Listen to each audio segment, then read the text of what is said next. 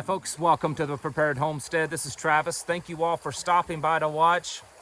In case you haven't paid attention, Europe is in a major energy crisis.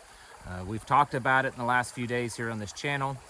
I've seen reports that in England, that up to 60% of the private businesses in England are on the verge of bankruptcy because they can't afford heating fuels to keep the lights on.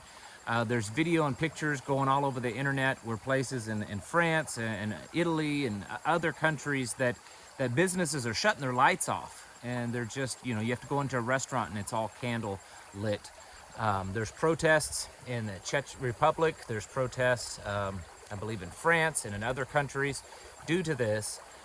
And it's starting to overflow into the United States, in that California and Colorado, which I know are two of some of the most liberal states that we have and liberal policies, but both of them are dealing with energy crisis as well.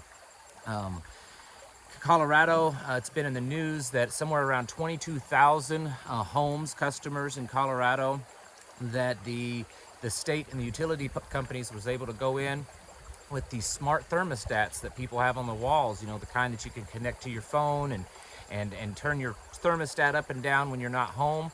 Well, they can do the same thing. They can connect to those thermostats, and they are putting a cap on them, so you can't turn your air up, on high and get it colder in your house. This will probably be a problem during the winter time too. I mean, this happened in Texas over the summer.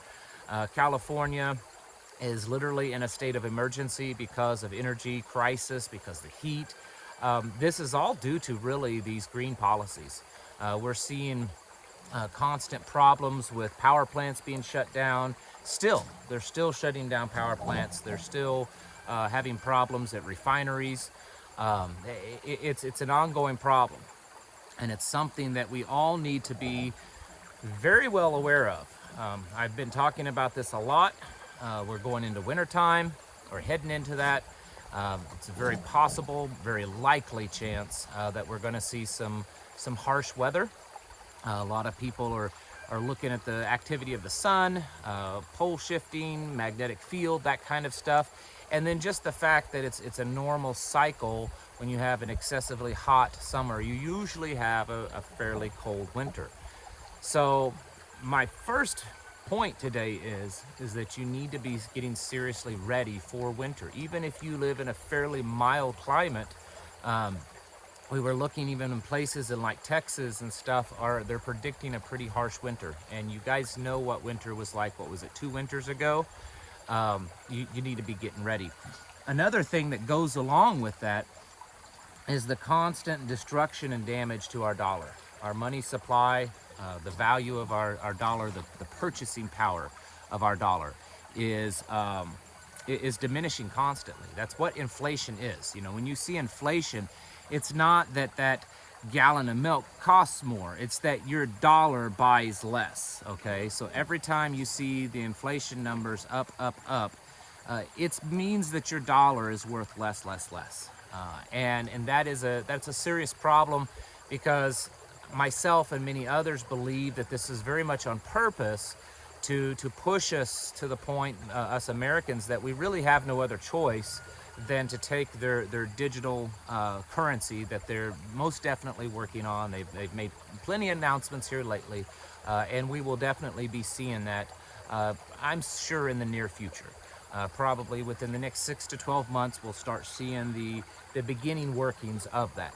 And I've said on here before many times, the only way that they're going to get us to accept that, at least the majority of Americans, is if they crash the current currency. So that's something that we need to be aware of. And you take that in with along with the energy crisis that's happening, and fuel shortages and food shortages. It's going to be very devastating.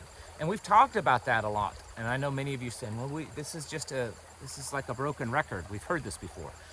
I'm saying all this to lead up to something that I want to read to you. This was in our most recent newsletter that I put out. And it was written by a friend of mine by the name of Pastor Craig Wiles. And I just accidentally clicked off of it, so give me just a second here to get back to it. I have my backup phone here. He runs another prepper group near us, and he comes to our meetings, and we occasionally go to his, and there's a lot of crossover in our groups. So anyways, he wrote this, and we put it in our newsletter, and I want to read it to you because I think it's very good. It's something that we all need to be aware of. It's about the story in the Bible of Joseph, you know, the Joseph in the coat of many colors. I'm sure probably all of you are somewhat familiar with his story. It's a very popular childhood Bible story. This is the part where Joseph rises to the ranks of being the second most powerful man in Egypt, and they go through a famine. Many of you also remember that story, but I want you to listen to this because some of you may have missed this part in the story. And this is from Pastor Craig Wiles. One of the most famous prepper stories in history is the story of Joseph in Egypt. Read the whole story sometime in the first book of the Bible, Genesis. Right now, I want to focus on one aspect of this story that has relevance for us today. In Genesis 47:15, it says, "So when the money failed in the land of Egypt and in the land of Canaan, all the Egyptians came to Joseph and said, 'Give us bread, for why should we die in your presence? For the money has failed.'" Did you catch that? They don't say the crops aren't doing well because there is no rain. They don't say the lack of rain has turned into a drought. And they don't say the drought has turned into a famine. What they say is the money has failed. In spite of all the contributing factors, the terminology, the one thing everyone focuses on, the thing people use every day is the money. The famine isn't real the first year, when there was no money to buy food, when there was money to buy food, because there was plenty of food. And that's kind of where we're at right now. You know, we're in that first year, really, of this, first year or two of this. And so it seems like, well, it's getting kind of bad, but, you know, we still have money. There's still food. You know, it's less. Our money's worth less. There's less food. There's more problems, but it all still exists. They had been stockpiling for 7 years, if you remember the story, and had giant granary cities full of it. In verse 14, "And Joseph gathered up all the money that was found in the land of Egypt and in the land of Canaan for the grain which they bought.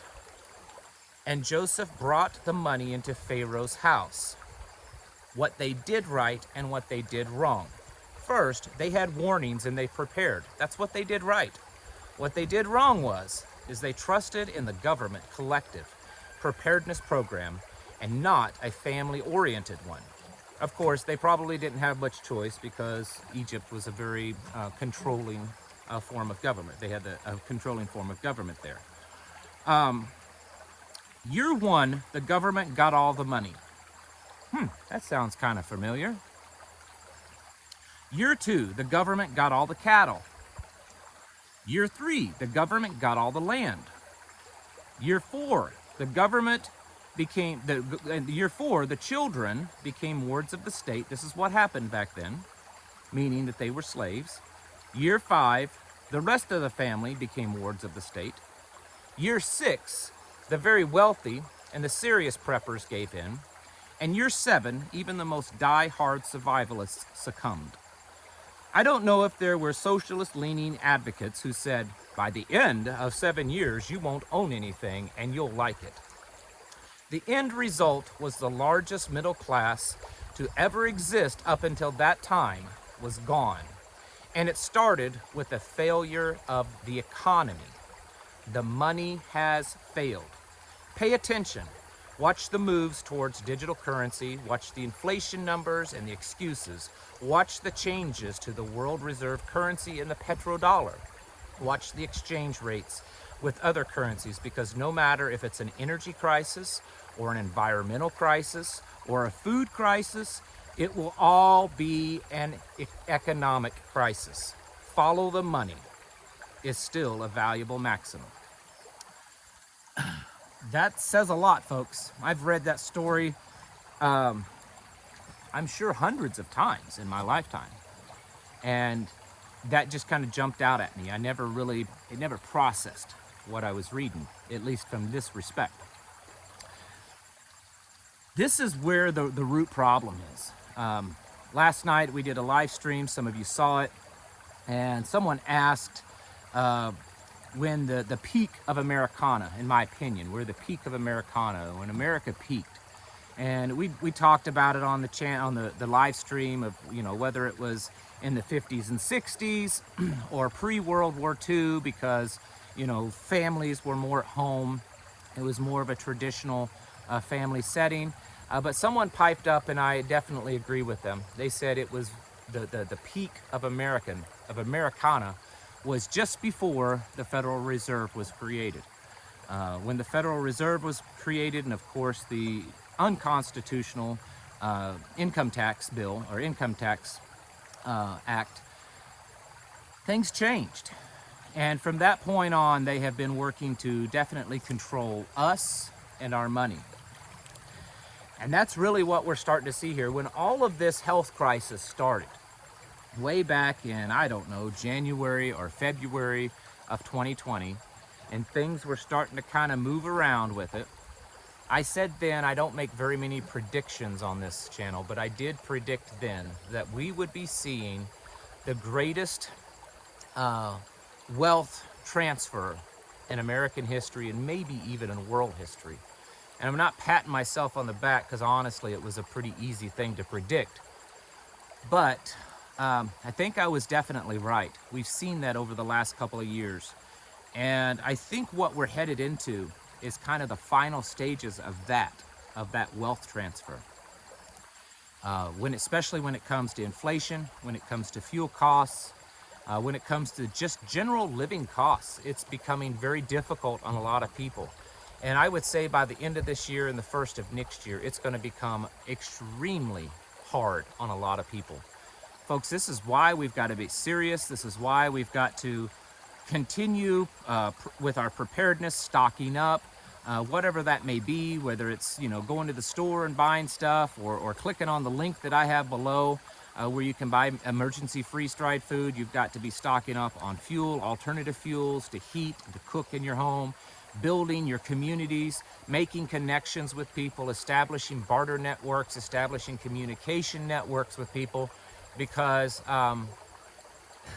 the money is failing. And as we saw in Genesis there, what can happen when the money fails. And we've seen this. That's not the only example of it. We can certainly look within the last century on this planet, and we can look at countries where money has failed and what the devastation was. It was bad. And it's very possible that that's what we're facing here in the United States. Folks, continue to get your houses in order. Prepare yourselves mentally, physically, and spiritually. Thank you for watching, and I'll catch you in the next video.